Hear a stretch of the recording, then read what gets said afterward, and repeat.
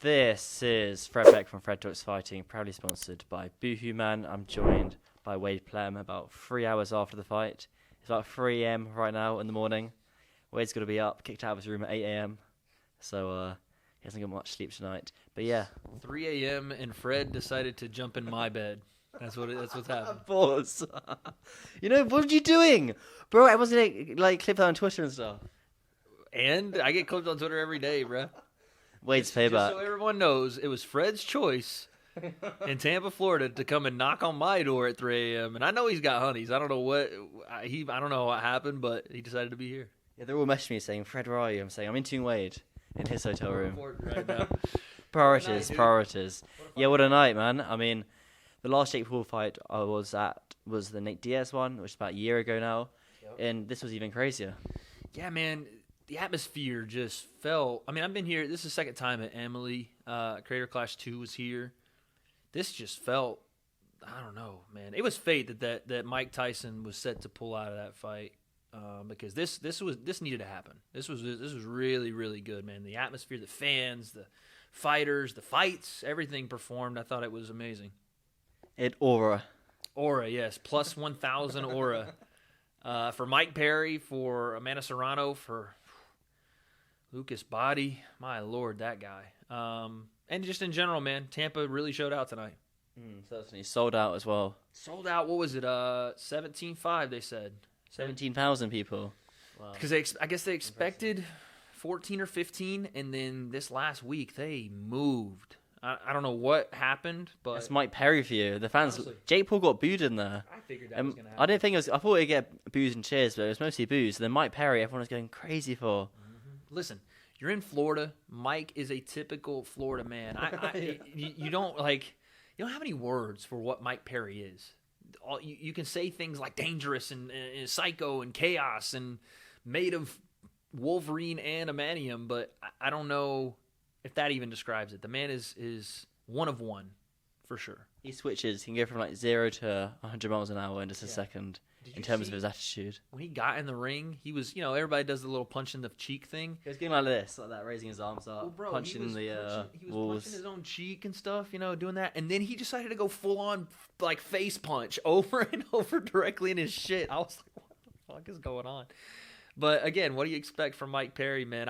I interviewed him in his locker room. There's a crazy story behind what happened in the middle of all of this stuff that was going on. So my responsibility tonight was I did the play-by-play commentary for the prelim card. Me and Gabe Rosado.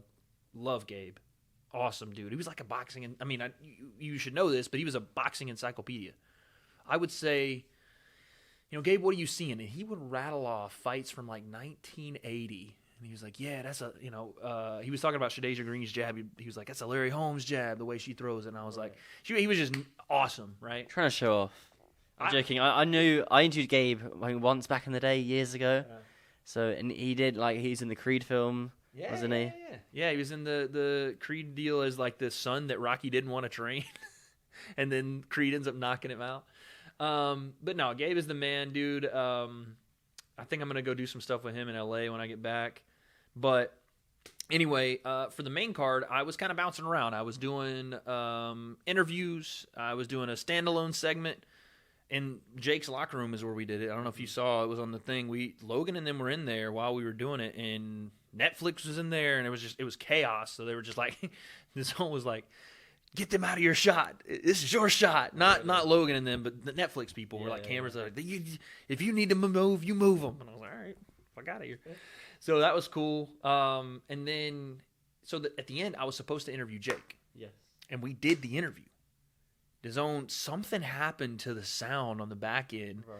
So I'm sitting ringside. I'm all pumped for everybody because we banked it, right? So something that you guys maybe don't know is that sometimes we do these interviews and they're not live. Mm-hmm. We do what's called banking them, so we'll go and record them, and then they play them back through the thing. So we bank it, and it was awesome. I'm in there. Jake's got energy, da-da-da, Oh, so it's a really good interview. It's a good interview. Wow. And then I'm sitting there, and I can hear my producer in my ear, we lost the Jake interview. And I was like, no. You know what I would say to the producer? I would say, that's your fault. I'm not going to go do that again, because then that would annoy Jake Paul then, and you don't want to... What happened. They didn't ask me to do it again. They were smart enough to know if I go back there, it's not going to happen. No. So Ariel goes back. Ariel obviously got I would say a better relationship. Interviewed Jake more, been around him, and it's Ariel Helwani. It's hard to say no to him. Yeah, I don't think you can't say no. You say no to Ariel Helwani, He's a sweet guy, that's very disrespectful. I always say yes to Ariel. He's the best. Everyone has respect for Ariel. And mine went to a whole new level tonight, man, just because he is a pro's pro. He gets up out of his seat, goes out there, somehow gets him to do it. While that's going on, Wade, go interview Mike Perry right now, because Ariel was supposed to interview Mike. We were supposed to do like that. Yeah. So I run to Mike Perry's locker room, do the interview with him. I only asked him one question because I thought he was going to fucking kill me. But he was just like, I'm going to kill him, Wade. I was like, that's the perfect way to end this. So he did that, and then, yeah, man, we had the main event. It was a crazy night, though. It was awesome. Mm-hmm. I love those, like, run and gun nights where shit's flying off the wall and things are happening, and it's chaos, and you just figure it out, man. No, it's a good lineup as well. Gabe Rosado. Yeah, I was joking when I said he was showing off. No, I do like Gabe Rosado. He's a legend. I remember watching his fight against Beck the Bully when he was losing. You would have seen the knockout. It was a viral knockout, like the one tonight, actually, where he was losing the fight and he stepped back. Knockout too, right? Yeah, and he threw the right hand and knocked him out. Anyway, I'm waffling now. But the lineup was very, very good tonight. You had yourself, Todd, Ariel, Gabe. Shout out to my girl, Skip, and then the bald guy, I forgot his name, the announcer, and then the woman. I forgot the woman's name as well. Joe Martinez. Oh, yeah. And Sibley Skulls. Mm-hmm. Sibley's my girl. We're starting a podcast together. Really? Yep. Okay. Yep. Shout out her. My boy TJ Ward's called Laces Out. It'll be out in actually like 2 weeks. And what's the theme of the podcast? American football, the NFL, baby. Okay. I'm finally getting my shot to talk about the NFL. It's going to be super fun. But anyway, first fight of the night in the main card was kind of it's unfortunate, but watching Which one was that? Julio Cesar Chavez Jr. Oh, yeah. Yeah, I did see. I think it might be time for Junior to hang it up, man. I mean, I think it's been time. It's past time. But that was his 61st fight tonight. And Uriah Hall's second boxing match. And that was competitive. I did not think it was – one card had it 59-55. I didn't think that was anywhere close to it. I had it as a draw. I could see you, leaning toward Chavez Jr. But then to get on the mic and be like, yeah, I'll fight Jake Paul. It's like – if we groan in the crowd, the entire crowd boos at the idea. Was it a boring fight? I was on my phone. Yeah. I wasn't really watching it, to be honest. That kind of explains it. It was just, Chavez Jr. never went for it, Clearly wasn't in great shape. A super middle fighting at cruiser. Obviously, people know his life choices have not been the greatest at times, and he struggled with addiction as well. And that all of that is just a recipe for disaster when you're talking about a fighter. And, Uriah Hall had a chance to win that fight, and he never should. So, anyway, then you had the Florida boys. What'd you think about Tony Aguilar and Corey Marksman? It was a good 50-50 fight. They drew the last one. Bro, I thought we were going to get another draw. Yeah, same. The first card was a draw, and they had like some 97-98 cards. I was like, oh my God. Because I remember their first fight, and that was a good fight too. And I was like, dude, these guys are just destined to just butt heads. But I thought the right guy won. I thought Corey did enough to win it. And then the H2O Sil fight, man. Whew. That kind of... There's not many times where I get too into fights. So I've known Ashton since I was 16. When he was the same age, he was 16. So that's, 4 years? And it's kind of like you come up... He was well known. He wasn't signed to Jake Paul or anyone. And so it's kind of you came up together almost, even though he's doing a lot better. But that was a very, very gut-wrenching sort of knockout. I was in the locker room. That was when, so I had done the Jake interview, or I was about to, one of the two. I think I was about to. And I'm standing outside of there, and we were trying to fit it around that promo, that W promo that came up. I don't know if you saw I saw the arm came off. Yeah, that was good. We'll talk about that in a second. But anyway, I'm waiting to do that, and I'm outside a locker room. I'm kind of paying attention. I'd left the fight in the middle, and H2O was kind of doing his thing. And oh my God, it happened. Double right hand, and you'll have to tell me because I just caught it. It looked like it was out of nowhere. Well, he hit him in the right hand, and he wasn't out. He's like, oh, got hit. Then he got hit again, and then he got hit. Then he got hit the third. Then he got hit the third time. And these punches are all when Ashton was on his way down. If he didn't got hit the third time, he would have got up and been okay. But the third one put him out. The right hand, the second right hand he landed, it looked like Ashton's mouthpiece was all jarred, and he was already headed down, but caught his momentum with the nastiest freaking shovel hook, man. Left hook across.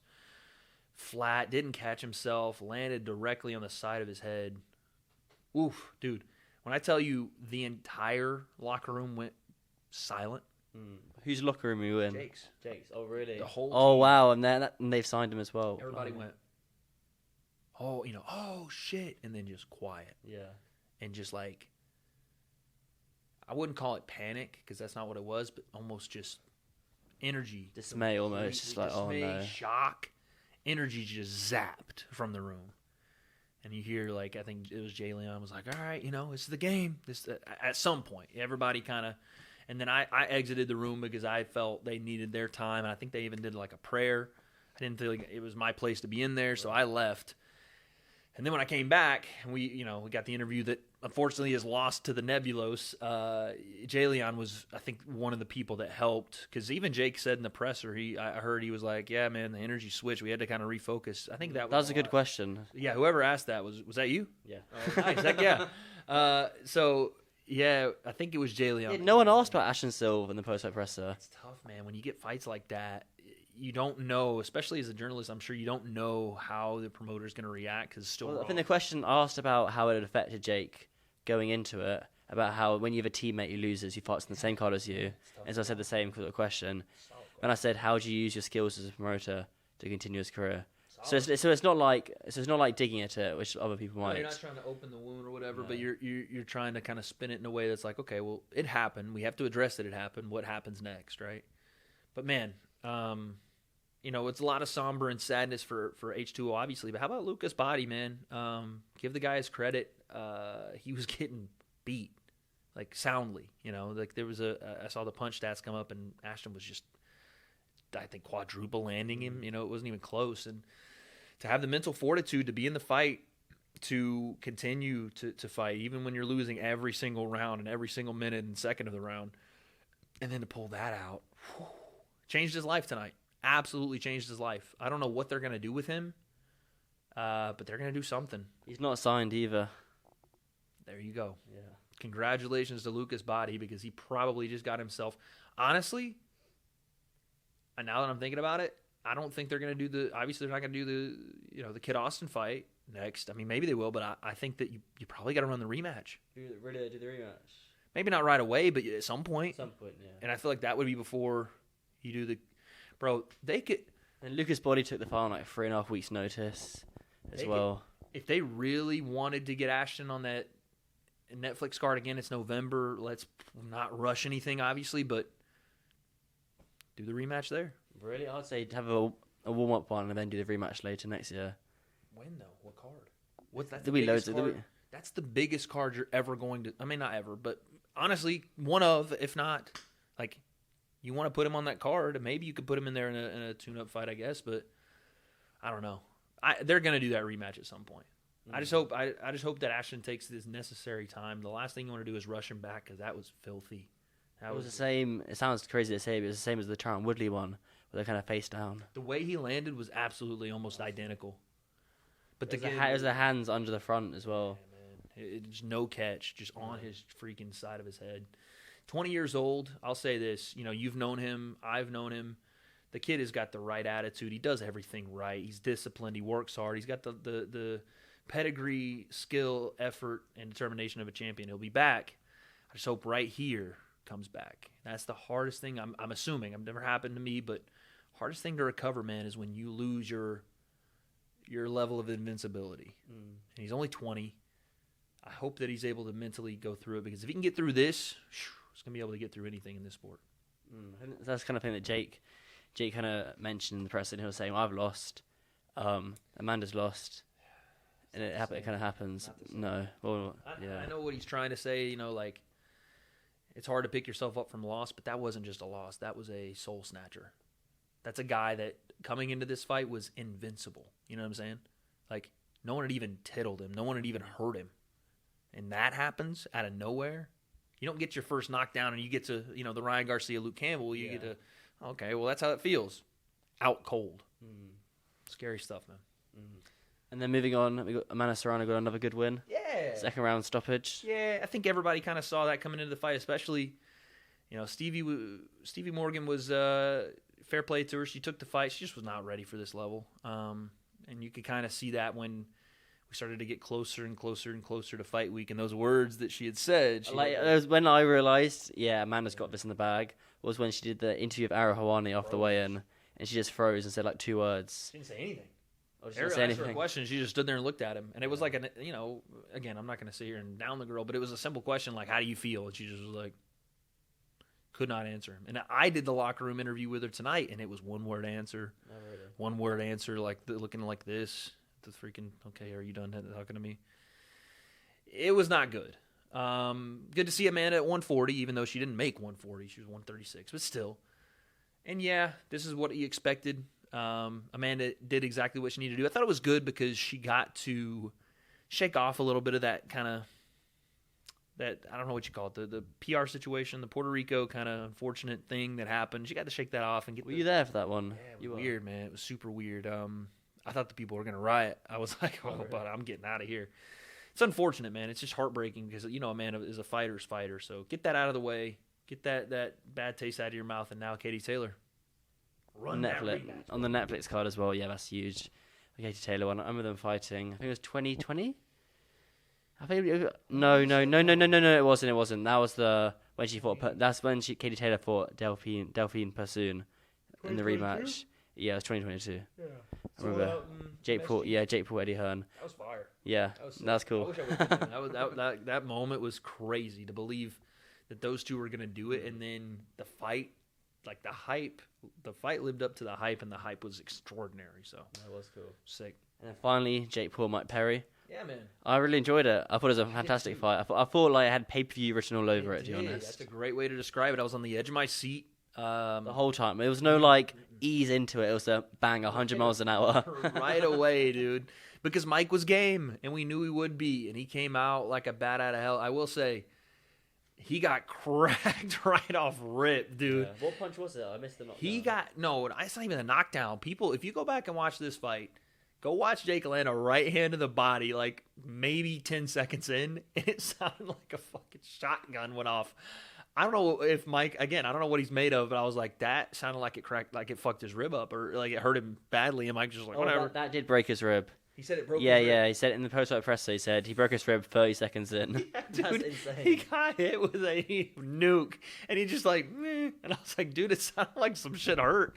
So anyway, yeah, that happened, and then, Mike was doing some things awkwardly, right? He was very stiff, and he didn't have a lot of bend in his knees, but he was there. And sometimes he would square up, and sometimes he'd go southpaw, and then he when he squares up, and it's all coming this way. Walking straight forward, and Jake was like, all right, we'll hold this. But it was interesting because Mike, he's just not conventional at all. And then, the big knockdown early. I think it was more kind of a sweeping, clubbing shot from Jake. I don't think it hurt Mike. He popped straight back up. It was not a stinging shot, but it just showed, that Jake was bigger and far stronger than Mike expected. And, there were moments, though. There were moments for Mike. I thought he landed a couple good left hooks. And Jake had some susceptibilities to it. Mike had a good few moments. The third round, I think Mike won that round. And that was kind of, but then Jake came out very strong in the fourth. But the third round was Mike did have good moments. That was Mike's round. That was the round he landed some big left hooks, and that showed a little bit. And of course, there's factors every fight. Was Jake, a little bit too heavy? Probably. Was he in the greatest shape? Probably not. Cutting whatever. I like Jake Paul at lighter weight. Yeah, he didn't. I don't like. I think he's great at 200 pounds, but I prefer him. I think down to the 180. The 185. The giveaway. What one was that? 180. That weight it was really good, strong at. He wasn't 180 there. I don't think 175. No, he was 190, I think. Oh, 190. The only time he's gone under 190, I think, is for Fury. The Fury one was a 180. Was it 180? I remember, yeah, 185. No, Nate Diaz, he did 185. Maybe he was a 185 for Gibb. I don't remember. But I will say this. You had some vulnerabilities. Jake tends to, in some cases, get a little bit lazy with his backhand, right? Keeps it here at his chest. Especially once he wants to fire off a right hand and it's a looping shot. I think he was far better when he was relaxed and he was composed. He was sticking his jab and then throwing straight right hands, not the foot off the ground, baseball pitch right hand that sometimes he threw tonight. And those things, you look at and say, okay, there's still a lot of ways to go. But at the same time, you saw improvements, or at least I did, with his composure. He didn't gas himself out trying to just wing shots like you saw in the Ryan Borland fight where he was just like, I'm just going to get him out, and not really anything's landing, but the guy's not punching back, so they stop it. Tonight he was composed, and Mike, fair play, he was a moving target, and he just kept getting tagged, but he stayed in there, and he kept coming forward. He was trying to be dangerous, and Jake had to deal with that pressure. He did so with the jab, and then the second time he put him down, that was probably, honestly, the best clean shot he hit on the night. The right hand through the guard, not around it. The jab, stick it in his face, boom, throw the 2 down the pipe. I was like, okay, that's a fucking shot. And Mike felt it, stung him, and then he stung him again, I think, with a jab. Had him on wobbly legs, which showed you again that Jake didn't need to load up on power. If he was loose and relaxed, he was going to catch him. And then eventually, round 6 came along. Mike was fading. Jake put him away. Did you agree with a stoppage? Yeah, I think that it was getting bad. I think the round before, when they looked at him, I mean, they started the 6th round, the freaking doctor was like, come back over here. Let me check you again before you get back out there. I'm glad the doctor didn't stop it, though. That would have been disappointing. It was a good decision by the doc to let it keep going, but at the same time, it was going to be that round or the next, because Mike was on shaky legs after that 5th round. It was a great double jab right hand, 1-1-2 by Jake to knock Mike Perry down, though. Mm-hmm. He had moments, man, where you see the improvements, you see the hard work, you see the speed, you see the power, and Jake had a good point. I don't know where he said it. I think he said it in the ring. He's like, I don't think you can appreciate it by watching it on the live stream or watching it even ringside. He goes, you got to really feel this. I was like, well, I don't know if everybody needs to feel it, but Mike was even like, yeah, he can crack, man. And it makes sense. He's a cruiserweight now. He's got big power in his punches. You combine that with the speed. For Mike to say that Jake was faster than him and he was, probably 20 pounds bigger than him, that was surprising. So those 2 things are deadly, man. And depending on what he does next, I think it's just going to continue to get better. Does Jake Paul beat Tommy Fury if they do the rematch? That is the question. I thought I saw more tonight that convinced me that he has a better game plan or a better ability to deal with Tommy than the first fight. But I also saw some things that, he's still going to have to work on, man. Tommy was catching him with his lead hand. Obviously, it was a jab, not necessarily the hook, but he was catching him with lead hand shots because Jake sometimes overextends. When he does, backhand is by his waist or by his knees and tends to get caught and immediately go to the high guard and look to clinch. And those aren't bad things to do. I just think that I want to see more of Jake in that composed kind of flow state that he got into pockets in tonight versus Mike Perry. But I'd still say we'll see what happens after the Mike Tyson fight. But I don't know, man. I think there are things still Jake needs to do for sure. The fight's definitely a lot closer now. I'll say Jake Paul versus Tommy's kind of a pick because Tommy, he's definitely, I don't know how much he's been training since the KSI fight. He messed his hand up, right? Something happened to his hand. And it's not like, by the way, Tommy Fury is not the standard bearer of boxing success. What he is an awkward matchup because of, 1, his frame, the way he's built, and 2, his fighting style. He's very much a lead hand volume fighter that does throw some combinations, and that's something Jake has struggled with, is combination forward pressure. Not just forward pressure, but combination forward pressure off of a jab. Something, again, Mike didn't really offer him tonight. Jake had a little bit of a reach on him. So still, to be determined in that area. But like I said, and like you said, I think Jake showed levels of improvement tonight for sure.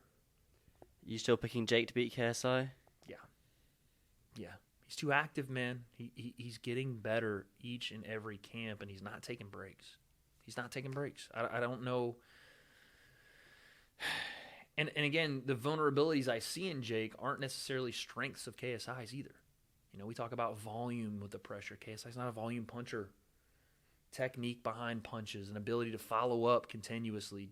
KSI's, those aren't his strengths. His strengths are, it's not the same as Mike Perry, but he has explosiveness. He's forward pressure, but it's not volume, and there's a lot of clunky clinching I could see in that fight. It's kind of same as tonight, but I just think Jake is too active. He's testing himself way too much. He's getting better in these fights. I think this fight is just, again, going to make him better, these kind of wars. And obviously the Ryan Borland fight, he's not getting better in the fight. He's not getting better in the Andre August fight. He's getting better in the camps for those fights. He got better in this camp, but in this fight, I think he got better tonight.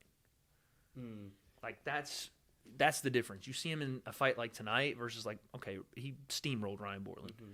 But in the fight tonight, he had to make adjustments, you know. He had some pockets, like you said, the third round where he had to dig deep. I think he got headbutted and got cut at one point again.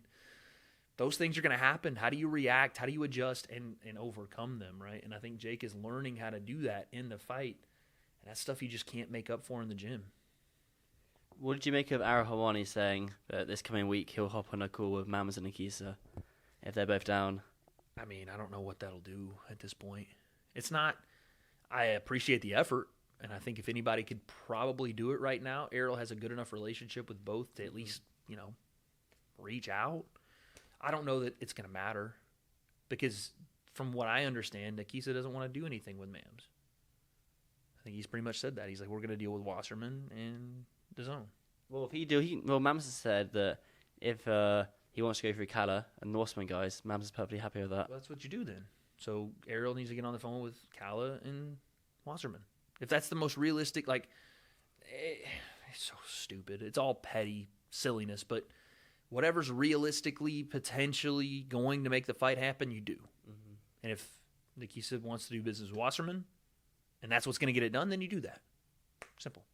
Certainly. Hopefully, fingers crossed. Anything else come up for you in next week's? Laces Out. That comes out, and I think our debut episode will be July 29th, I think. It probably won't come out on July 29th. We'll film it on July 29th.